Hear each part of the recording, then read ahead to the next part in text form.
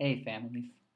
So, I've heard from a number of you asking um, about the best ways to help your students with their writing, what things you should correct, what things you shouldn't correct. So, I thought I would make a quick video that will go over some of our expectations, how I'm teaching writing in class, and yeah, hopefully, this just gives you a better idea of um, ways that you can help your students. So, what I have right here is an exemplar, I would say. This would be what we would expect from the students by the end of K3. So, I'll just go over some of the things that we see that are good, um, and then we'll talk about some of the mistakes you might be seeing or some of the questions you might have. So, in this example, um, what we see that is great is conventions of writing. So we see finger spaces between the words, we see punctuation at the end, inside of the words. Um, we are using lowercase letters. The first word in the sentence has an uppercase letter, and sight words are spelled correctly. All of those things are excellent, and these are things that we're working on with the students. So you might notice that some of the words are not spelled correctly. Eat and pizza, and that is okay. So this is called phonetic spelling or invented spelling. And essentially, what that is that the students are hearing the sounds in the words and putting them on the page. So, like in the word eat, the sounds eat, eat. This is not how you spell the word eat, but based on what the students have learned with their word patterns and their spelling patterns, this makes sense. Same with pizza. Pizza, pizza. Those would be sounds that the students would hear in the words. So this is okay. Um, Let me put this one over here. There we go. Invented spelling. It's okay. So you'll see it a lot. It's totally normal. It's totally okay. It's actually encouraged because we want the students to feel comfortable and confident in their sound and spelling knowledge, and that they are actually applying the sounds that they know. Um, what I do to correct this or to show them the actual way to spell it is I will write the word below or above their writing. So here, let's see. Well, you can see some examples. Pizza, like PZA, pizza, or PSA, pizza, or with a U, pizza. Lots of different ways that they might spell it based on the sounds, but all of these are okay because it's the sounds that they are hearing in the word. Same with lion. They might put a Y in an I, lion, or lion. These are all okay, even though they're not how you spell lion or pizza, simply because the invented spelling, or the way the students have spelled the word, includes the sounds that they hear. So, how I would fix this in this example, I like pizza, I might say something like, great job, you heard the sounds in the word pizza. Here's how Mr. Aaron, or mom, or dad, or whoever, here's how I write the word pizza.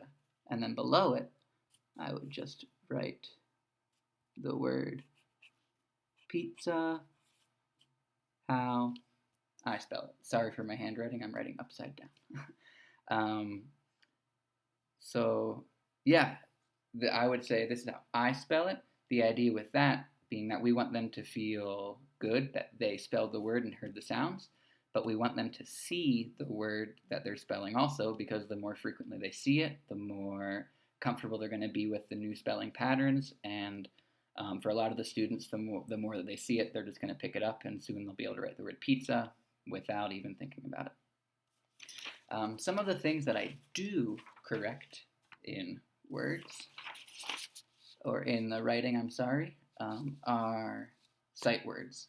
So, especially the more familiar ones like the, um, to, I, a, see, like, those I will correct. So, if I see the student made a mistake, I'll point to it and say, that's a sight word.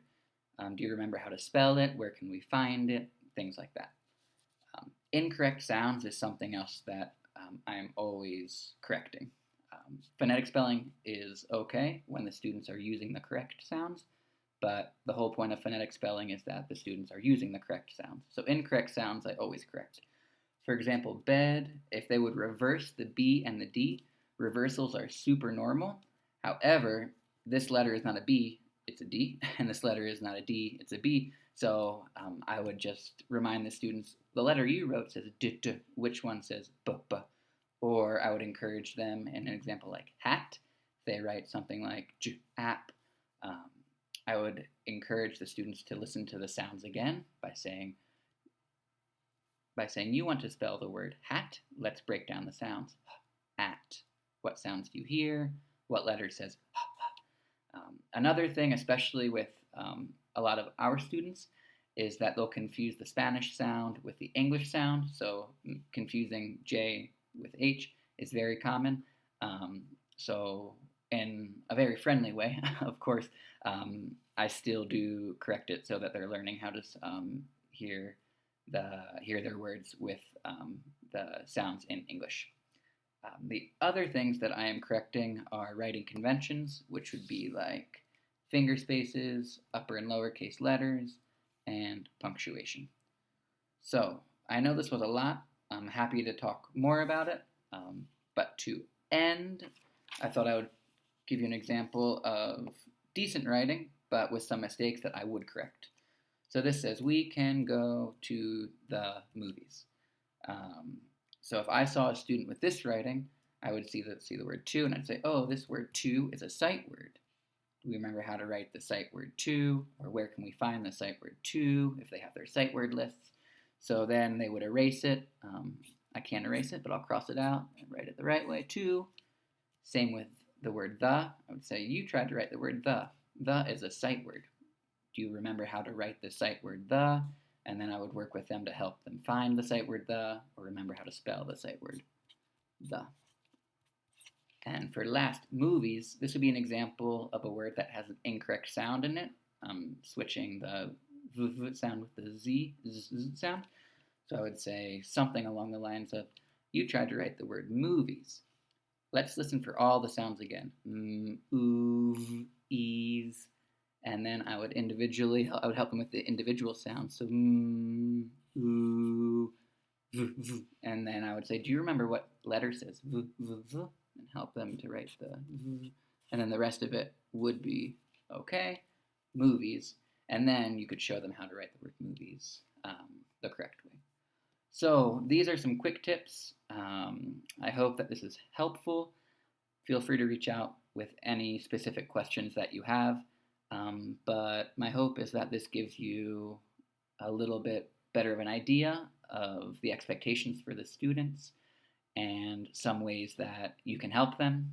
And yeah, happy writing. Please write with your students a lot. It's the best thing for them, reading and writing. So write with them a lot, and I'm always available if you have any questions, concerns, comments, anything.